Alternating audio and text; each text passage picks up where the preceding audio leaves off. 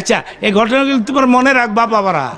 রাস্তাঘাটে এই ওয়াজ শোনাইবা মানুষের, ভাই একটা যুক্তিবাদীর ওয়াজ শুনবেন, তাহলে বসেন, তোমরা নিজেরাই শোনাইবা। আবু জাহেল একবার একটা বিয়ের দাওয়াত পাইছিল, তো বিয়ের দাওয়াত পাইলে কিছু দেওয়া লাগে না, মাগনা মাগনা খাওয়ান জায়েজ আছে। যে কালারিং কার্ড ছাপাইছে, খরচ করছিল 2 লাখ, উঠছে 3 লাখ। এবার আফসোস করে, আরে আর একটা পোলা যদি থাকতো। সব কাজের মধ্যে বেজাল ঢুকছে, ঠিক কিনা? তা আবু জাহেলকে আমি কি দিব? একটা ভগবান দিয়া লাই, এই মূর্তি, এটার খান দিল ছুটছে, রাস্তাত গেছে পরে পেশাবে ধরছে। তো ভগবান খাদিলে পেশাব করে বিয়া দিবি না, এটার গাছের গোড়ায় দাঁড় করায় কইতে রিল্যাক্স কর, তো রেস্ট নে, আমি পেশাব টেশাই যাই। তো রাস্তাতে যাইতে ছিল একটা কুত্তা, কুত্তার চরিত্র হইল গাছের গোড়া দেখলেই ঠ্যাং তুল্লা দেয়। আপনি দেখবেন, খেয়াল করবেন আমার কথাটা। একটা কুত্তা পর্দা ছাড়া পেশাব করে না। মুসলমানের ফোলা রাস্তার কিনারে দাঁড়ায় স্ট্যান্ডিং পজিশনে, প্যান্টের গুদাম করে। সি সি সি সি লা ঈমান লিমান লা হায়া লাহু, যাদের লজ্জা নাই তাদের ঈমানও নাই। আমি আমেরিকায় আসলাম এবারও, মারহাবা বলো।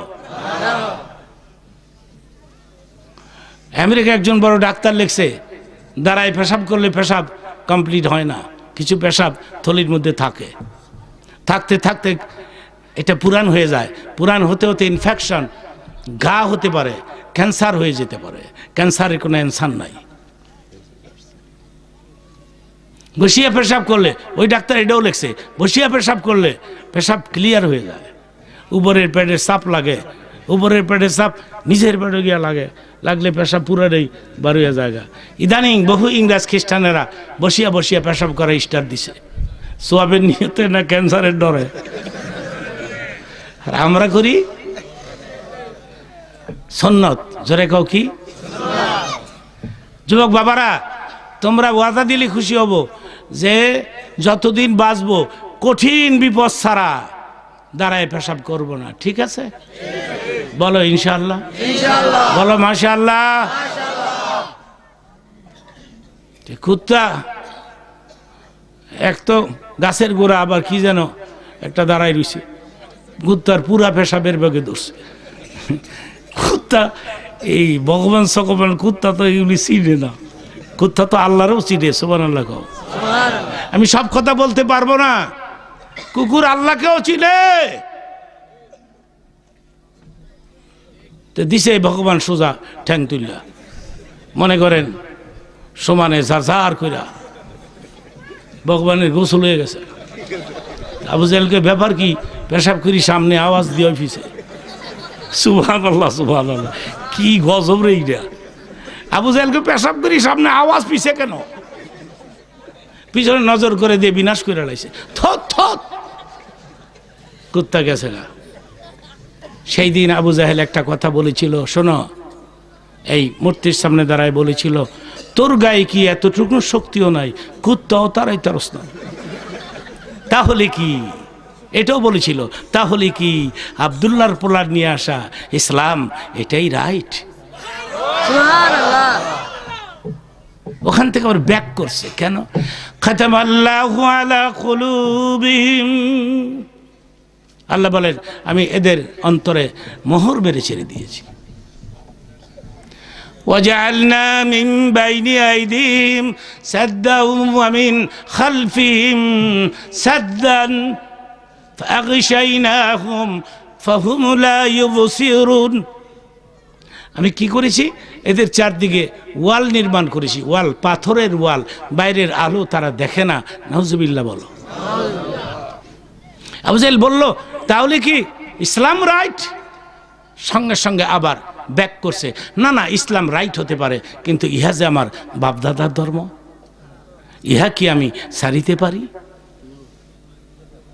এবার জোরে বলো, মূর্তির গায়ে কোনো পাওয়ার আছে? তো ভগবান আল্লাহ এক কথা, আল্লাহর কোনো ভুল হয়? কোরআনের মধ্যে ভুল আছে? আপনাদের খেদমতে আমার অনুরোধ থাকবে, একটা পোলারে মাওলানা বানান, আমি খুশি হয়েছি আমার জীবনে 50 বছরে কত কত হাফেজ ছাত্রদের মাথায় যে আমি পাগড়ি বাঁধলাম, হিসাব নাই। আমি যেদিন মরে যাব এই হাফেজগুলো আমার জন্য দোয়া করবে। যুক্তিবাদী নিজের হাতে আমার মাথায় পাগড়ি বেঁধে দিয়েছিলেন, আল্লাহ গো তার কবরের আযাব মাফ করে দাও। এটা আমার একটা ক্যাপিটাল, আমার জীবনে একটা পুঁজি মনে করি আমি। একটা পোলারে মৌলানা বানান, হাফেজ বানান। হাফেজের বাপ হন, মৌলানার বাপ হন, মৌলানার দাদা হন, শ্বশুর হন। অনেকে বলে আমি শ্বশুর হইতে চাই, আমার মেয়ে রাজি হয় না। মেয়ে আবার 10 পাস, মেট্রিক পাস। একবারটার ওয়াজে তাসির হইছে তো মৌলানা শ্বশুর হইলে জান্নাতে যাইতার মুখ যাই, বাসা যাই, গিয়া মেয়েরে ঘুমেতে টাইনা তুলছে।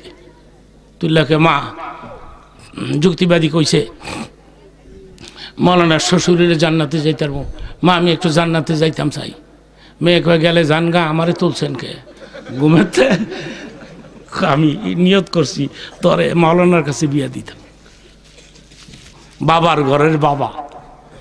এই যে মৌলবীরা কত সুন্দর সুন্দর ওয়াজ করে গেছে গা, এই যুক্তিবাদী খালি পেস লাগায়, আমারে মোল্লার কাছে বিয়া দিব। গলা টিপা মাইরা বলাও, আর মানুষ পাও না। এবারে জানে মোল্লার বউ হলে সিনেমা দেখা যাবে না, ঠিক কিনা বলো?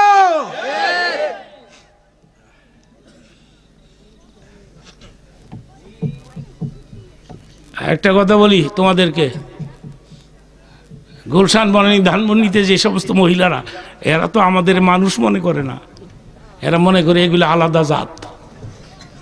এই লম্বা কুর্তা মুর্তা, লম্বা কুর্তা পাঞ্জাবি, এগুলি দেখলে মনে করে এগুলি জিনের মধ্যে আরেক জাত। শোনেন, আমি মিথ্যা কথা বলি না, মাশাআল্লাহ বলেন।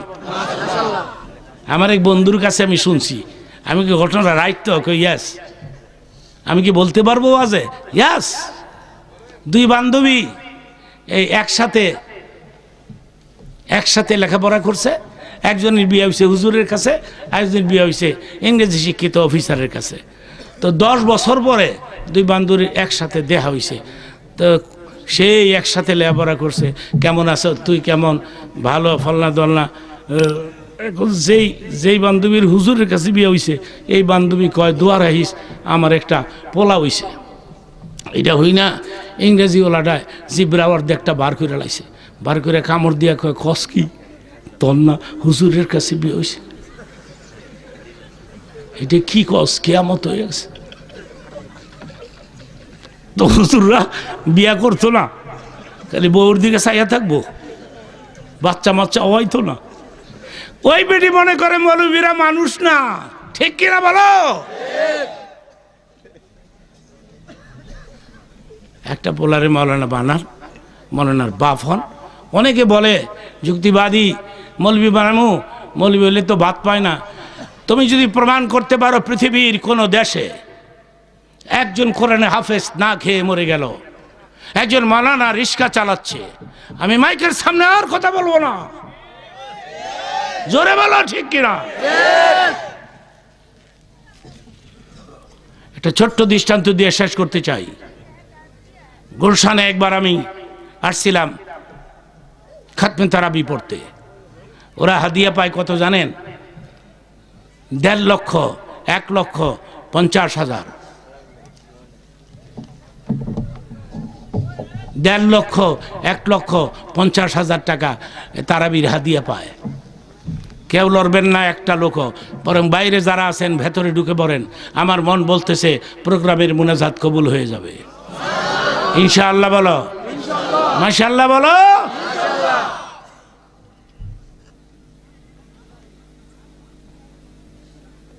এখানে পিচ্ছি হাফেজ যে এটারে 50,000 টাকা দেয়। হাফেজরা কি চাইয়া টেয়া নেয়? আপনার দায়িত্ব আছে না? দেওয়া লাগে না? তো মনে মনে ভাবলাম কি, হায় রে, এত টাকা দেয় হাফেজ গো, তারা বিটা বইরা যাই দেখি কেমন তেলাবাত করে। প্রথম যে 8 টাকার পড়াইছে, এমন কণ্ঠ আমারে পাগল করে ফেলাইছে। নামাজ শেষ হয়ে গেল।